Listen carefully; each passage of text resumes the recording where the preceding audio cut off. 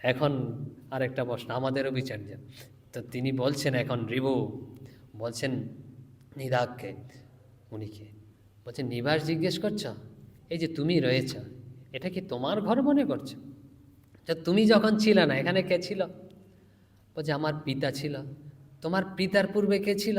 বলছে আমার, যেরকম বলে থাকি পিতামহ মানে হচ্ছে দাদা ছিল, এরকম ঠাকুরদা ছিল। তো এটা তো তাইলে তোমার ঠাকুরদার ঘর, তোমার পিতার ঘর, তোমার ঘর কিভাবে তুমি দাবি করছো? আবার ধরো তুমি তো কদিন আছো, ধরো 100 বছর বেশিতে, তো এরপরে তো তুমি থাকবে না, তোমার পরে তোমার সন্তানের ঘর হবে, তো তুমি তো অতীতের মতো।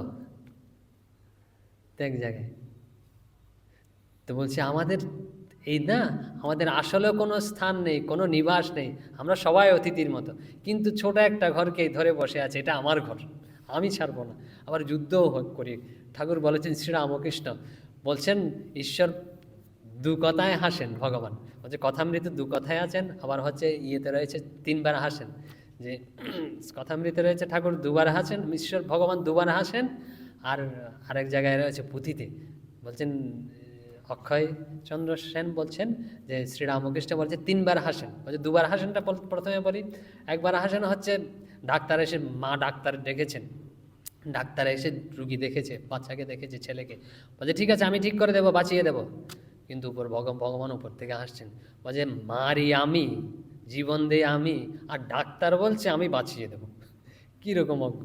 বলছে আরেকবার কীভাবে হাসেন, বলছে দেখেছো দু ভাই কীরকম ঝগড়া করছে, একটা জায়গা নিয়ে না, ছোট একটা জায়গা নিয়ে এই পাশে একবার দড়ি ফেলছে, ও পাশে একবার দড়ি ফেলছে, বলছে এই পাশটা আমার, ও পাশটা তোমার। বলছি ভগবান বলছেন আমি পুরা জগৎটাই আমার, এরা ছোট একখণ্ড ভূখণ্ড নিয়ে বলছে এই পাশটা আমার, ওই পাশটা আমার, কিরম ঝগড়া!